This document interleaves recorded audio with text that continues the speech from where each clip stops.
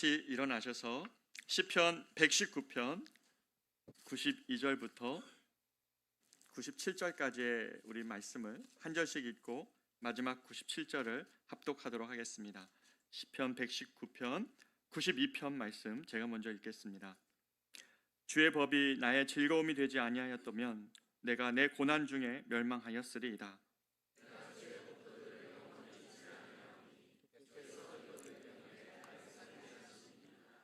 나는 주의 것이오니 나를 구원하소서. 내가 주의 법도들만을 찾았나이다.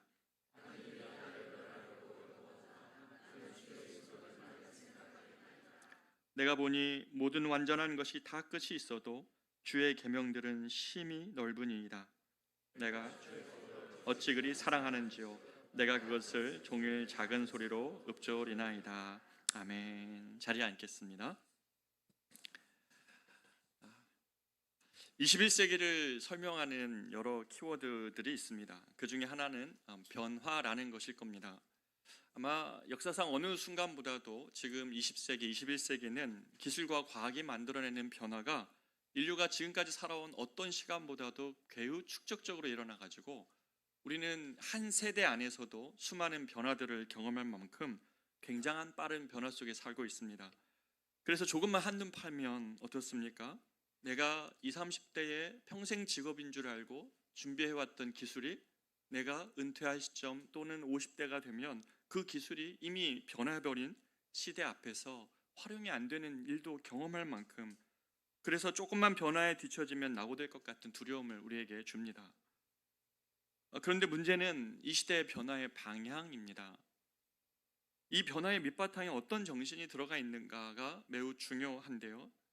인간을 기술로 복제하려 하고 또 빅데이터로 삶을 통제하려고 하는 이러한 시대를 경고하는 미래학자들의 입에서는 이러한 두려움의 경고를 합니다. 너무 빠른 생명공학, 그러니까 인간을 막 복제하는 이러한 공학과 또 정보통신 기술의 발전에 대해 아무도 건강한 윤리적 기준을 제시하지 못하고 있다는 것입니다. 그러니까 기술의 방향은 있는데, 기술의 발전이 있는데 윤리적 방향을 아무도 제시하지 못하는 것이죠. 다시 말하면 세상이 지금 가는 방향이 옳은 길인가 아무도 제시하지 못한 채 지금 나아가고 있다는 것입니다. 이것이 미래학자들이 보는 미래에 대한 두려움입니다. 이런 사람들이 그래서 이런 사상을 그런데 그냥 따라가고 있습니다. 타락한 이후 세상을 살아가는 사람들의 모습에 대하여 성경은 이미 선언하고 있습니다. 에베소서 2장 1절로 3절의 말씀은 이렇게 말씀하십니다. 그는 허물과 죄로 죽었던 너희를 살리셨도다. 그때 너희는 그 가운데서 행하여 이 세상 풍조를 따르고 공중의 권세 잡은 자를 따랐으니 곧 지금 불순종의 아들들 가운데 역사하는 영이라. 전에는 우리도 다 그 가운데서 우리 육체의 욕심을 따라 지내며 육체와 마음에 원하는 것을 하여 다른 이들과 같이 본질상 진노의 자녀이었더니. 하나님 밖에서 살게 된 사람들에 대한 특징이 하나 나오죠. 그것은 뭐냐면 따라 지내는 것입니다. 스스로 주인 되어 살겠다고 하나님으로부터 독립하였지만 그들은 실상 자유로운 삶을 살아가는 것이 아니라 세상 풍조와 공중 권세 잡은 자와 육체와 마음의 욕심에 이끌려서 그냥 살게 된다는 것이죠. 아이러니하지 않습니까? 세상은 당신이 주인입니다. 세상의 중심은 당신이다라는 메시지를 계속 내지만 정직하게 세상 사람들을 보면, 이 세상을 보면 많은 이들이 남과 같아지는 것이 목표고 남들이 다 가는 길을 따라가며 세상 정신에 영향받고 살아가는 모습을 보게 됩니다. 그래서 우리는 변화되지 않으면 변화를 받는 인생을 살게 될 것입니다. 하나님의 말씀이 우리를 변화시키지 않으면 우리는 세상 정신의 변화가 될 겁니다. 오늘 시편 92편에는 특별히 이렇게 말씀하십니다. 주의 법이 나의 즐거움이 되지 아니하였다면 내가 내 고난 중에 멸망하였으리라 라고 고백합니다. 우리가 우리의 영혼 속에서 이 세상을 살다가 우리 안에 경험되어지는 실망스러운 일들 또는 패배감 같이 느껴지는 인생의 시간들, 이런 시간들을 보내면서 세상 사람들이 다 따라가는 그 기준에 못 맞췄다고 또는 어떤 변화 앞에 뒤처졌다고 자신의 인생을 그렇게만 바라본다면 우리는 세상에 던져준 고난과 절망이라는 프레임 안에서 일어날 길이 없습니다. 그러나 시편 기자는 92절에서 이런 말씀을 하는 거죠. 주의 법이 나의 즐거움이 되지 않았더라면 내가 내 고난 중에 그냥 멸망하였으리라라고 말하는 것입니다. 우리에게 주의 법이 즐거움되지 않으면 우리는 이 세상에 던져주는 고난 앞에 멸망할 수밖에 없다고 말씀하시는 것입니다. 우리의 인생이 그냥 이 세상에서 집의 칸수를 늘리고 방의 칸수를 늘리고 평안을 쫓고 살다가 나이 들어 자식들의 성공을 바라보고 마치는 것이 인생이라고 말하는 세상 속에서 그 이상이 있다고 말해주는 하나님의 말씀을 듣지 않는다면 우리 모두 이 세상 정신에 갇혀 살고 만나는 것입니다. 시편 119편 93절은 이렇게 말합니다. 고난 중에 나를 멸망치 않게 하고 나를 살게 하시는 말씀이라고 말씀하시는 것처럼 우리는 생명의 말씀을 가까이 할 때 고난 중에서도 또 이 세상 속에서도 소명이 무엇인지를 갖고 살아갑니다. 세상의 입김에 의해 변화될 것인가 아니면 하나님 말씀으로 매일매일 변화될 것인가 하는 것은 우리가 선택해야 합니다. 신앙이 위태로워지고 영혼이 낙담되고 사람들이 주를 떠나는 것 같은 때에 그리스도인들은 주님의 말씀을 더욱 사모해야 될 이유가 얼마든지 있습니다. 초대 그리스도인들이 그랬습니다. 처음 예수 믿는 그들은 별명이 하나 있었었는데요. 호모 비블리오스라고 불렀습니다. 호모 에렉투스, 우리가 직립하는 인간, 호모 뭐가 또 있습니까? 사피엔스, 네, 뭡니까? 모르시죠? 호모의 뒤에 붙은 여러 정의가 있잖아요, 인간에 관한. 근데 초대교회 그리스도인들은 호모 비블리오스라고 불렀습니다. 그들은 말씀의 사람들이라는 거예요. 고난도 당하고 어려움도 당하는데 그들의 삶과 그들의 인생의 목적을 하나님 말씀 안에서 살면서 남들과 다른 삶을 너무나 아름답게 살아가는 거예요. 남들 다 저렇게 따라가는데 다르게 따라가면서도 기뻐하고 즐거워하는 삶을 살아가는 거예요. 그것이 초대교회 성도들에게 너무나 독특해서 저들은 호모 비블리오스, 성경의 사람들이다라고 그런 별명을 가졌다는 겁니다. 오늘날 그리스도인들은 어떻습니까? 성경의 사람들입니까? 여러분 자신을 성경의 사람들이라고 말할 수 있겠습니까? 세상 사람들이 우리를 향하여서, 오늘날 그리스도인들을 향하여서 당신들은 성경의 사람들이군요 라고 말하고 있습니까? 우리가 이 성경을 향한 사랑을 잃어버리면 모든 것을 잃어버립니다. 교회는 이 성경과 함께 하나님의 말씀과 함께 일어서고 넘어집니다. 그렇기 때문에 이 성경을 가까이 할 때 교회는 교회답고 성도는 성도다워집니다. 성경을 가까이 하면, 왜냐하면 성경이 사람을 바꾸어 가기 때문에 그렇습니다. 성경이 우리의 영혼을 변화시키기 때문에 그렇습니다. 세상은 당신의 지난날의 과거의 경험이 당신의 지금 행동을 결정한다고 결정론자처럼 말합니다. 당신의 환경이 당신을 결정한 겁니다. 그렇게 말합니다. 당신의 지난날의 상처를 당신은 이기지 못하고 오늘날 당신의 삶에 나타납니다고 말합니다. 우리는 우리의 삶과 경험, 또 우리가 배운 학벌, 고민, 어떤 책, 이런 것들이 빚은 인격이 아니라 하나님의 말씀이 빚은 인격으로 변화되어져야 됩니다. 여러분 자신을 조금만 돌아보십시오. 우리는 우리가 겪은 인생의 고통이나 실패나 사람들이 던진 한마디의 나를 향한 평가 또는 사단의 속임수에 우리의 생각과 마음이 얼마나 자주 넘어집니까? 사람들이 던져준 그런 생각들 하나하나에 우리는 너무나 쉽게 돌불에 걸려 넘어집니다.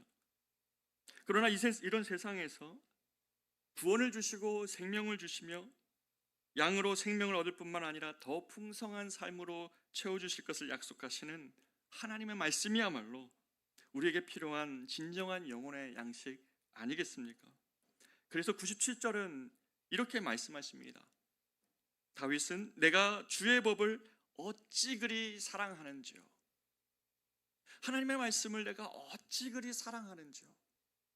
성도의 고백은 이 주의 말씀을 사랑하는 것에서 아름답게 그 삶을 그 고백 속에서 아름답게 삶이 펼쳐져 가죠. 이 다윗의 고백은 인생 경험에서 나오는 고백이었습니다. 이 말씀을 준비하면서 제게도 물었습니다. 나는 말씀을 사랑하고 있는가? 그리고 그것에 예라고 답할 수 있다면 나는 왜 말씀을 사랑하는가라고 우리의 인생의 경험에서 우리는 지켜볼 수 있고 또 하나님의 말씀에서 찾아볼 수 있을 것 같습니다. 오늘 이 시간 우리가 왜 주의 말씀을 사랑하고 또 따라가야 되는가에 대한 세 가지 이유를 우리가 살펴보기를 원합니다. 첫 번째, 하나님의 말씀만이 사람의 영혼을 고치고 소생시키십니다.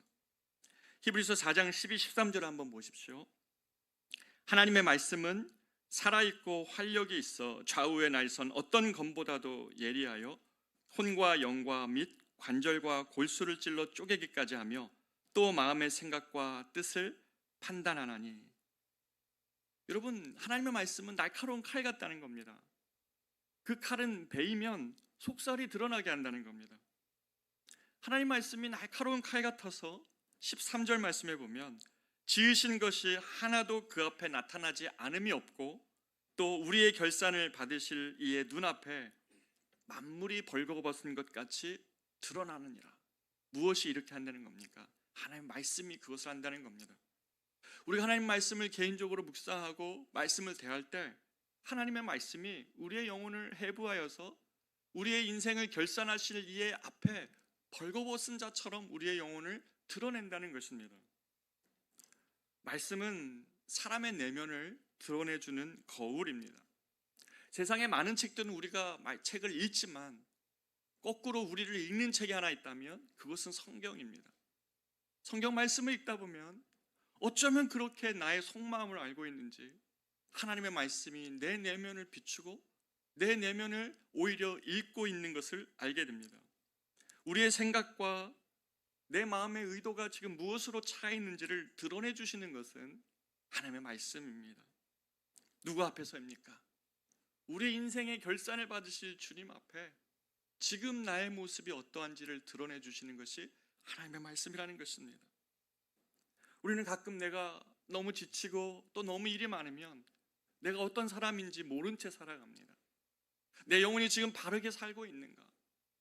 내가 지금 주님 앞에 선다면 나는 어떤 평가를 받을 것인가? 모른 채 살아갑니다. 그런데 갑자기 하나님의 말씀이 우리를 주님 앞으로 인도하여서 그 앞에 발가벗기운 자처럼 내 마음의 옷을 벗기고 내 슬픔, 나의 절망, 나의 깊은 생각과 의도가 무엇인지를 드러내신다는 겁니다. 여러분, 다윗의 예를 한번 보십시오. 그가 우리아의 아내 밧세바를 범한 다음에 뒤탈이 나지 않도록 자기 충신이었던 이 암몬 사람 우리아를 전장의 맨 앞에 나가 죽이게 하죠. 그만큼 다윗의 양심이 무뎌져 있고 자기의 권위로 그 모든 잘못을 덮을 수 있다고 생각했습니다. 그러나 무엇이 다윗의 영혼을, 이 딱딱한 영혼을 깨우고 그가 그 자신의 영혼을 보게 했습니까? 나단 선지자가 해줬던 말이었습니다. 하나님은 나단을 보내어 가지고 수수께끼 같은 질문을 하나 하죠.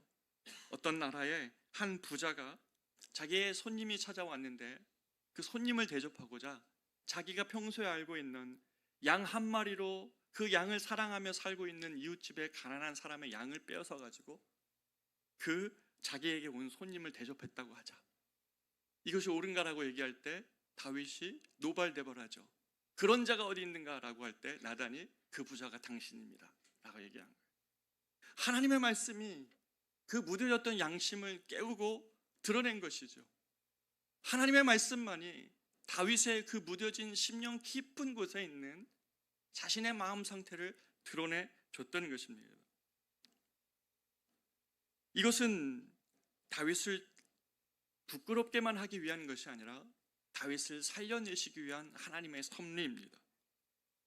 그가 사람의 눈앞에 드러난 것이 문제가 아니라 하나님의 눈앞에 그가 드러났기 때문에 그 영혼은 자신이 걸어가던 죄의 길에서 되돌려 살아나올 수 있었습니다.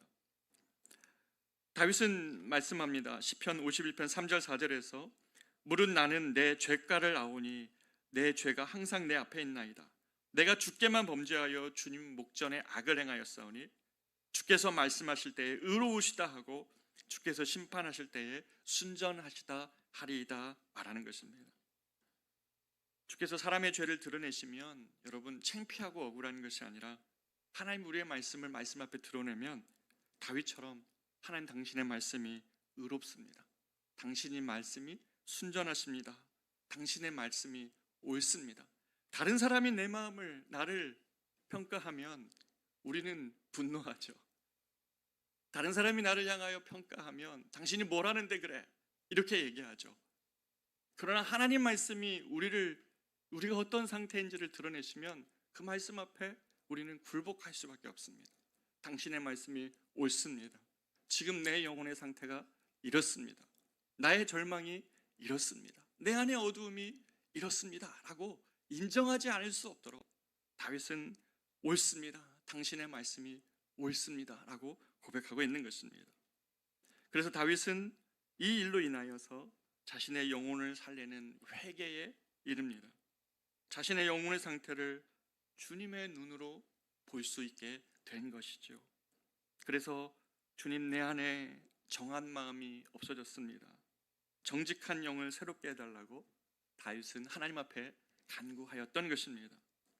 자기 침상을 밤새워 눈물로 다 적셔버릴 수밖에 없는 그러한 마음으로 하나님 앞에 회개가 있었던 이날의 밤은 나단을 통한 하나님의 말씀 때문에 다윗이 이러한 일이 가능했습니다. 여러분, 저와 여러분의 인생이 잘 살아오는 걸음인지, 지금 저와 여러분의 마음 상태가 하나님 앞에 어떠한지 어떻게 알 수 있습니까? 우리가 우리의 마음을 깊은 곳을 읽고 비추는 하나님의 말씀만이 우리의 영혼의 상태를 드러냅니다. 바울은 세상에 두 가지 근심이 있다고 말했습니다. 하나는 세상 근심이고 하나는 구원에 이르는 회개를 이루는 근심입니다. 고린도후서 7장 10절 11절을 같이 한번 읽어볼까요? 고린도후서 7장 10절 11절입니다. 시작.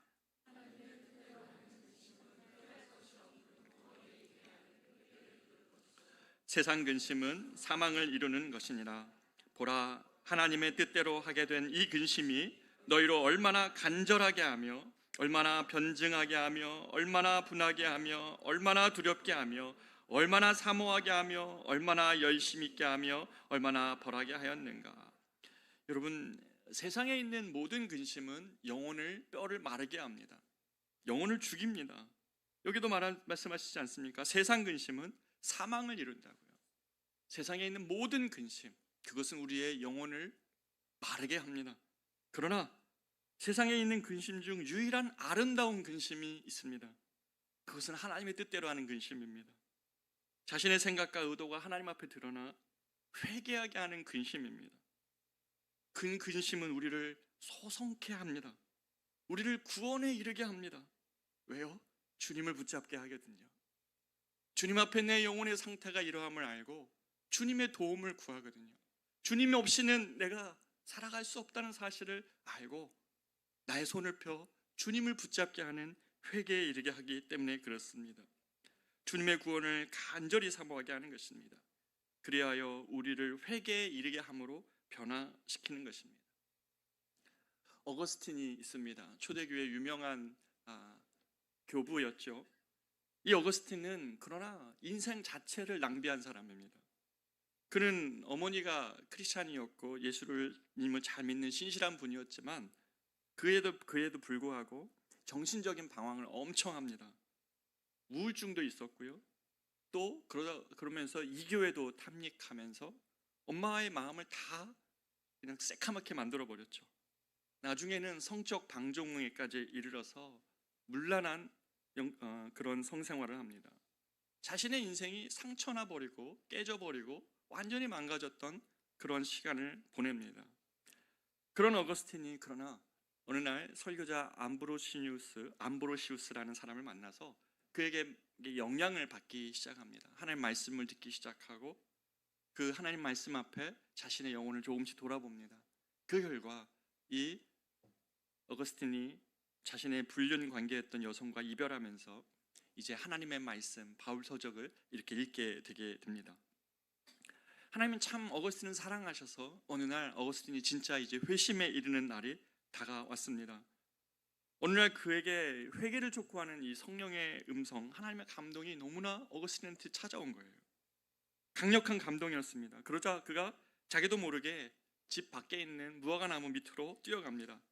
그때 자기가 자신의 내면 세계가 보이면서 그동안 자신이 왜 이렇게 하찮은 일들에 늘 발목 잡혀 살아왔는지, 그리고 과거의 온갖 애착에 묶여서 한 걸음도 나아가지 못하고 있는 자신의 영혼을 하나님 앞에서 보고 있는 것입니다.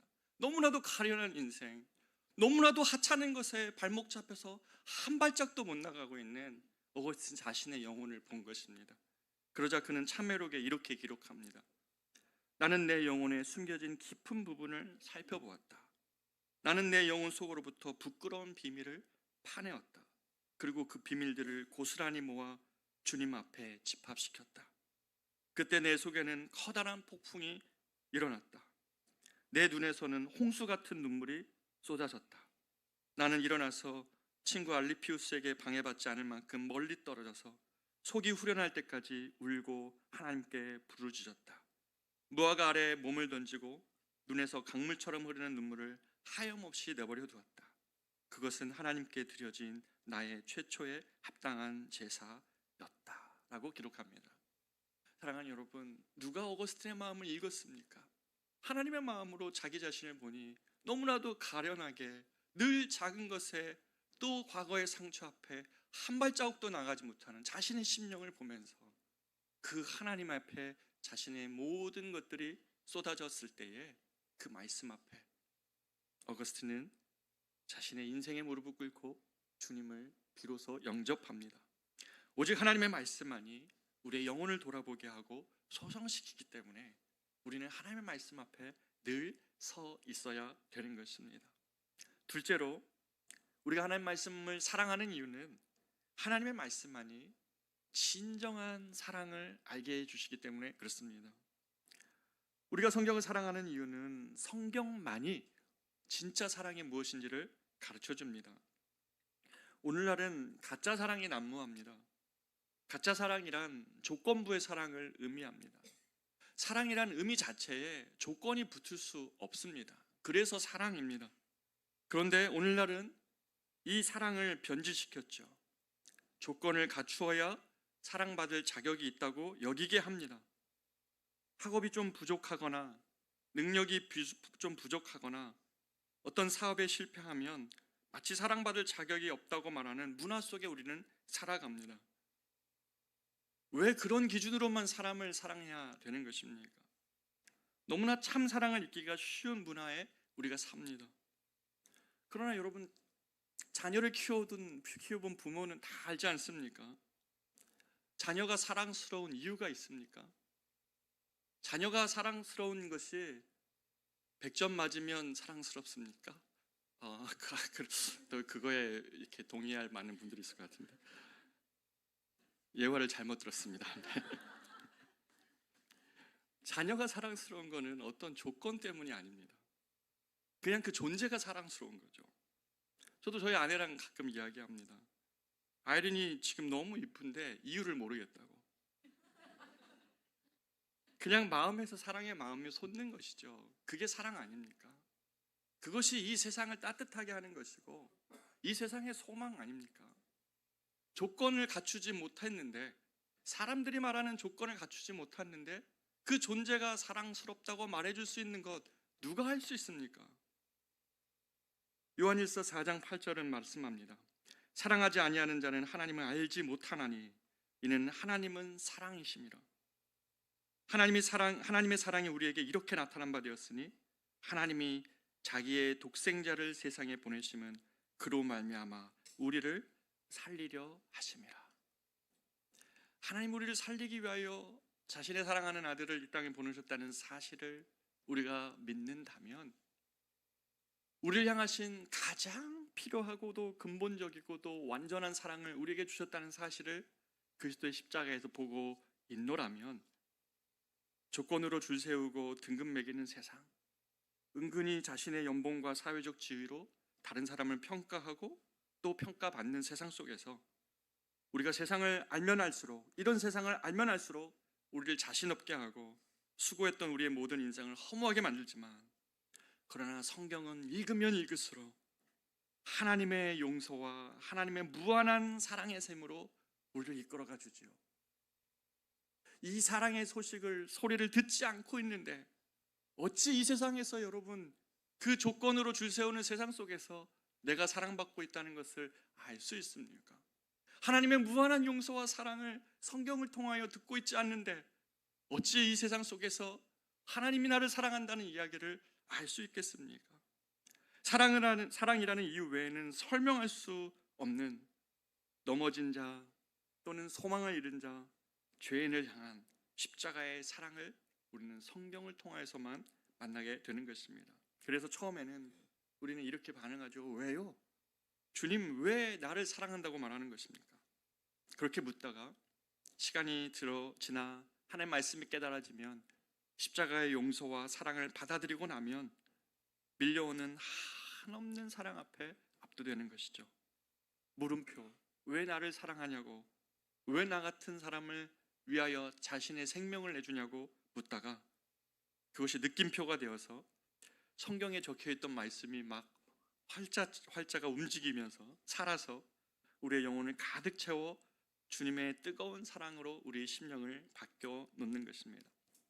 제가 예전에 IMF 때 그 서울역 노숙자들을 섬겼던 이야기 나누지 않았습니까? 잠시의 기간이었지만 그분들이 희망을 찾는 사람들이었습니다. 정말 악랄했던 그 한 분의 이야기 전에도 말씀을 드렸는데요. 그분에게 찾아가 그 인생을 향하여서 하나님의 아저씨 같은 인생도 사랑하십니다.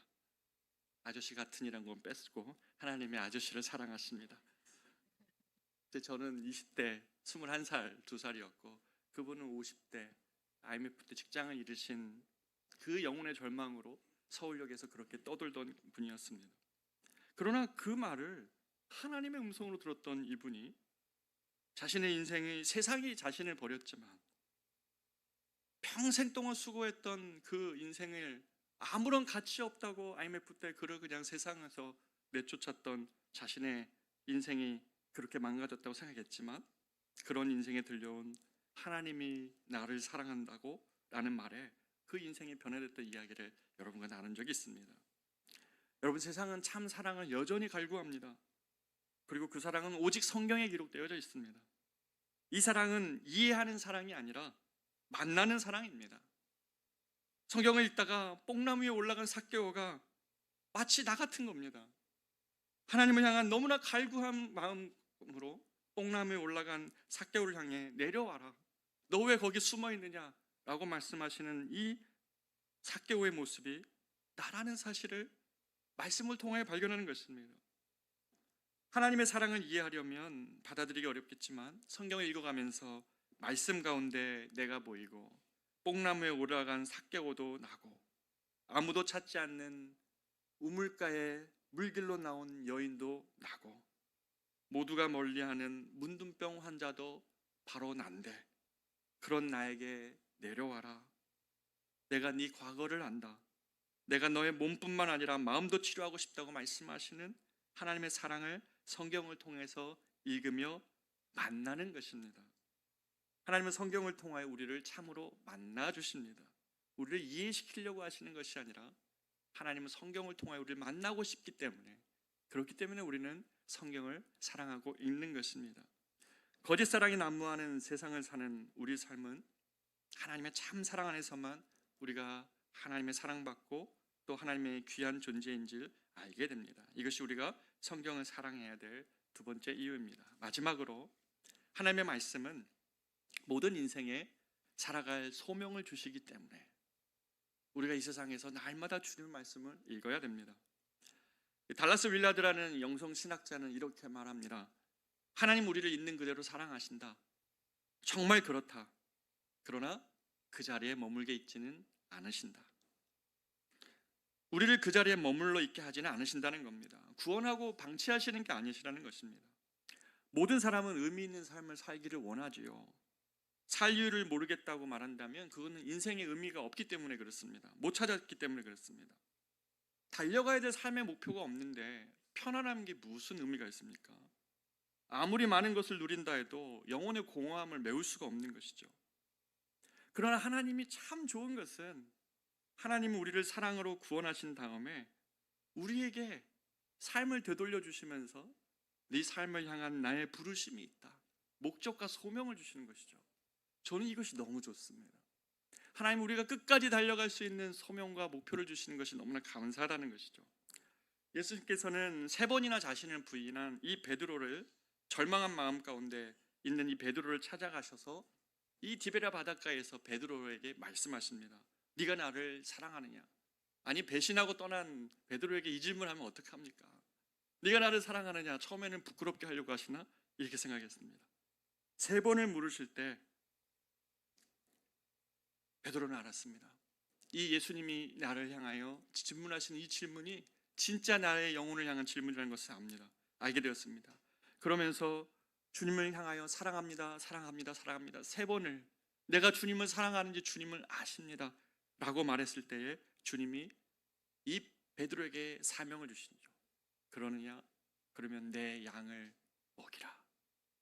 내가 너를 용납하고 사랑한 것처럼 나의 양들을 네가 먹였으면 좋겠다 라는 사명을 주시는 것입니다. 요한복음은 20장으로 끝나도 상관없습니다. 20장 제일 마무리에 요한복음의 기록 목적이 적혀져 있기 때문에요. 그러나 요한복음 21장에 이 베드로의 사건이 왜 기록되어져 있습니까? 이 베드로 한 명을 살리심으로 인하여 사도행전이 시작되는 거거든요. 초대교회의 위대한 사도 한 명을 세우시기 위하여 주님은 이 베드로에게 찾아가 디베랴 바닷가에서 네가 나를 사랑하느냐 물으신 다음에 네가 나를 사랑한다면 나의 양을 먹여라 라는 이 사명을 주셨기에, 베드로를 단지 위로하신 것이 아니라 사명을 주셨기에 베드로가 힘있게 일어날 수 있었습니다. 그의 나머지 인생은 흔들림 없이 유대인들을 돌보고 먹이고 지키고 목자로 순교할 때까지 신실하게 살았던 것입니다. 리처드 로어라는 분이 인생의 후반전을 어떻게 살 것인가 라는 책을 썼습니다. 여러분, 후반전 하니까 전반전에 있는 분들은 나와 상관없는 책이라고 생각하지 마십시오. 전반부의 인생과 후반부의 인생이 우리에게 나눠진다면 이 책에서 말하는 전반부 인생의 임무는 컨테이너를 만드는 겁니다. 다시 말하면 자신의 경험과 공부, 노력과 수고들을 통해서 집으로 말하면 프레임을 짜는 거고, 상자로 말하면 컨테이너를 짜는 겁니다. 그런데 너무나 많은 사람들이 이 전반부의 임무만이 자신의 인생인 줄 안다는 거예요. 컨테이너 같은 집 만들고 공부하고 성공하고, 이것은 그냥 골격이라는 겁니다. 이 전반부에 있는 인생의 임무에 골똘한 나머지 후반부 인생이 있다는 사실조차 모른다는 겁니다. 이건 나이가 많아진다고 저절로 얼어지는 것이 아니라 후반부에 저절로 들어서는 것이 아니라는 겁니다. 나이가 적어도 20대 어떤 청년이 너무나 가정적 형편이 어렵고 삶의 고난 가운데 하나님께서 자신의 인생에 주신 사명을 발견했을 때 그는 20대 초반인데도 후반부 인생을 살 수 있다는 거예요.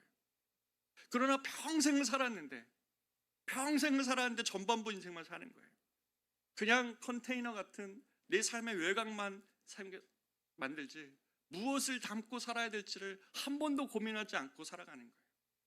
전반부 인생으로 끝나는 인생이 얼마나 많이 있습니까? 그러나 우리는 이 후반부의 인생으로 우리의 인생을 살아갈 때 주님 앞에 섰을 때 우리에게 열매가 있죠. 이 책에서는 이렇게 얘기합니다. 후반부의 인생은 컨테이너 안에 무엇을 담을까를 결정하는 것이다. 그런데 이것은 내가 노력해서 얻는 것이 아니고 만나지는 것이다. 임무 안에 임무를 잘 수행하는 사람들을 우리는 소명자, 부르심을 받으니라고 말합니다. 우리의 인생이, 이 후반부의 인생, 주님이 나에게 무엇을 원하시며 나는 무엇을 가지고 주님 앞에 살 것인가를 결정하며 살아가는 사람들, 그것을 성경을 통하여 만나서 자신의 인생을 그렇게 살아가는 사람들이야말로 진정한 소명자라는 것입니다. 바울은 빌립보서에서 자신의 인생에 남은 것을 무엇으로 살 것인지 말하였습니다. 형제들아, 나는 아직 내가 잡은 줄로 여기지 아니하고 오직 한 일, 즉 뒤에 있는 것은 잊어버리고 앞에 있는 것을 잡으려고 표대를 향하여 그리스도 예수 안에서 하나님이 위에서 부르신 부름의 상을 위하여 달려가노라 라고 말하였습니다. 존 파이퍼 목사님이 참 미국 사회를 잘 깨우셨는데 그분이 한번 폭탄 같은 메시지를 한번 던진 적이 있습니다. 설교 제목이 Don't waste your life 이겠어요. 당신의 삶을 낭비하지 말아라. 왜냐하면 미국의 많은 그리스도인들이 이 설교가 참 의미가 있었는데요. 그 설교에는 이런 분의 예화가 나옵니다. 75세에 이르기까지, 그러니까 평생이죠. 힘이 있는 동안 가난하고 힘없는 사람들과 함께하면서 복음을 위해 살다가 불의의 사고로 돌아가신 한 선교사님의 이야기가 나옵니다. 아니, 선교사님을 좀 은퇴도 하시고 그 남은 삶은 조금 쉬실 수도 있는데 그렇게 열심히 살다가 불의의 사고로 돌아가신 거예요. 여러분, 이분의 삶이 낭비되었습니까? 반면에 55세의 은퇴를 꿈꾸는 한 부부가 나옵니다. 그들은 55세의 은퇴에서 9피트짜리 트롤선을 타고 전 세계 해양을 다니면서 꿈이 있습니다. 전 세계 해양의 모든 조개 껍질을 다 모으리라. 그게 꿈이라는 거예요. 전 세계 해양을 다 돌면서 가장 아름다운 조개 껍질 모으는 거. 그러면서 상상해 보라 합니다. 하나님 앞에 섰을 때 주님 앞에 내놓을 수 있는 것이, 하나님 보세요, 제가 모은 이 조개 껍질을요. 여러분, 이것만큼 허무한 인생은 없는 것 아닙니까? 존 파이퍼 목사님은 그래서 결론적으로 이렇게 말합니다. 세상이 말하는 이런 꿈을 사지 마십시오. 여러분의 인생에서 남은 시간을 이런 꿈으로 살라고 하는 세상의 목소리에 동조하지 말라는 것입니다. 세상은 이러한 은퇴를 값비싼 돈 주고 사라고 하지만 거기에 속하지 말라는 것이죠. 그리스도인들은 성경을 통해 하나님을 만나고 하나님의 영광과 복음을 위해 마지막 호흡이 쓰임받기를 소망하는 자들입니다. 허준이라는 드라마를 마지막으로 예화를 들고 싶은데요. 이 영화, 드라마 그 허준 버전을 보셔야 되는데 전광열 버전을 보셔야 됩니다. 많은 리메이크 버전이 있는데 그 전광열 버전의 제일 마지막 장면이 너무나 아름다워요. 그가 이제 어휘로 있다가 좀 어떤 잘못된 어떤 모함으로 인해서 어휘로 있다가 다시 가난한 사람들 곁에서 치료를 하다가 다시 어휘로 복귀하는데 왕은 그가 그 옆에 있기를 바라죠. 하지만 허준이 얘기합니다. 스승이 나에게 얘기했던 가난한 사람들을 돌보라는 얘기는 내가 가만히 있을 때 저들이 오는 것이 아니라 나보고 가난한 사람들 곁에 가라는 의미였다는 사실을 알고 어휘 자리를 포기하고 고향 산음 땅으로 내려갑니다. 근데 그 산음 땅에 전염병이 돈 거예요.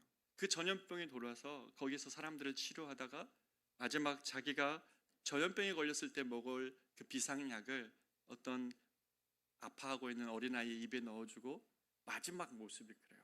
환자들을 돌보며 침을 놓다가 그 침을 놓는 그 자리, 그 모습대로 그가 솟아납니다. 저는 그 모습 보면서 너무나 감동이 되는 거예요.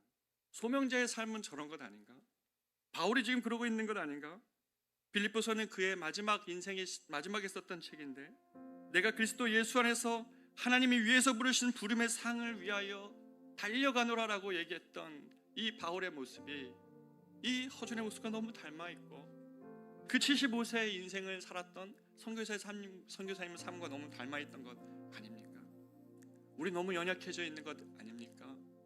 하나님의 말씀을 등한시하기 때문에 이러한 인생을 살아가는 것이 어느덧 우리의 꿈이 아닌 것 아닙니까?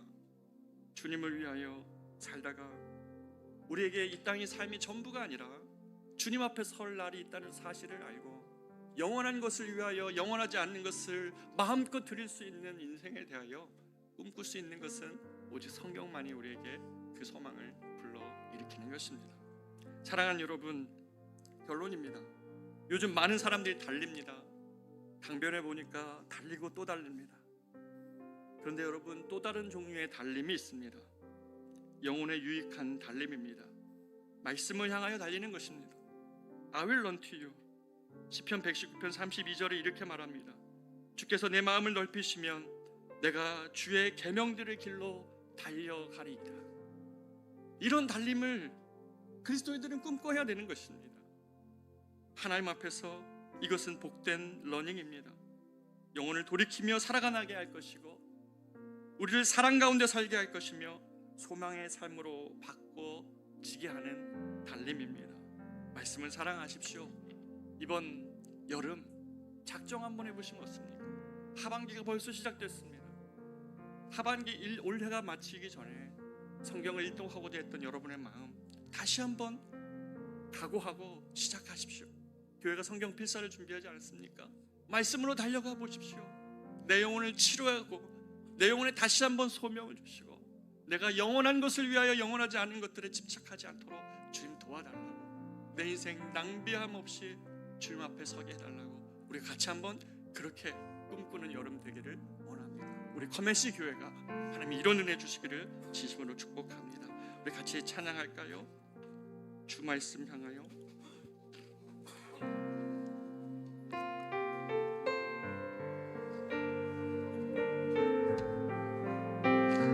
주 말씀 향하여. 주 말씀 향하여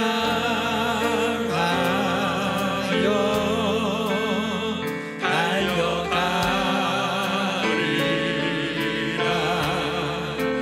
힘도 아니 능도 아니 오직 성령으로 주 얼굴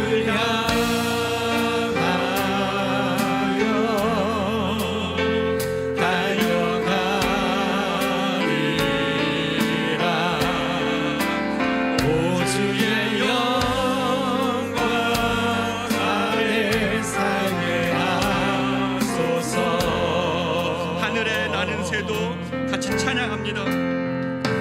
하늘에 나는 새도 주 손길 돌보시네. 온 땅에 충만한 주 사랑으로 내 마음을 넣으소서.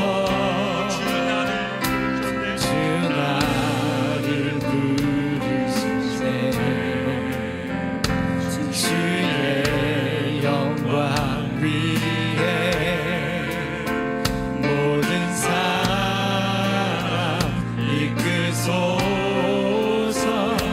주의 영광으로 주 말씀 향하여 달려가리라. 힘도 아니 능도 아니 오직 성령으로 주 얼굴 향하여 달려가리라. 오 주의 영광 안에 살게 하소서. 사랑하는 여러분, 오늘 우리가 이 시간 같이 한번 말씀 앞에 나아가기를 원합니다. 여러분 상반기에 작정했던 말씀 통도 어디까지 가고 있습니까? 하나님의 말씀 없이 우리가 어떻게 우리의 소명을 깨닫고 우리의 영혼을 돌아보며 우리를 향하신 주님의 사랑을 알고 담대해질 수 있겠습니까? 영원하지 않은 것을 위하여 영원한 것을 위하여 영원하지 않은 것을 버릴 수 있는 용기는 어디서 나오는 것입니까? 오직 주님의 말씀만이 우리를 그렇게 인도해 갈 것입니다. 하나님을 향하여 달려가지 않고 있는 나의 심령을 그대로 내버려 두지 마십시오. 육체를 위하여서는 러닝을 엄청 하면서도 주님을 향하여 달려가겠다는 이 시편 기자의 고백은 왜 무시합니까? 우리의 영혼은 그리스도를 알고 나서 이 주님의 참된 복으로 달려갈 수 있도록 우리의 영혼을 주님이 그렇게 디자인하시고 기다리십니다. 하나님의 말씀을 향하여 달려가고자 하는 나의 마음을, 열정을 다시 한번 불들 일으켜달라고 우리 같이 한번 기도하며 나아가기를 원합니다. 기도하겠습니다. 말씀 향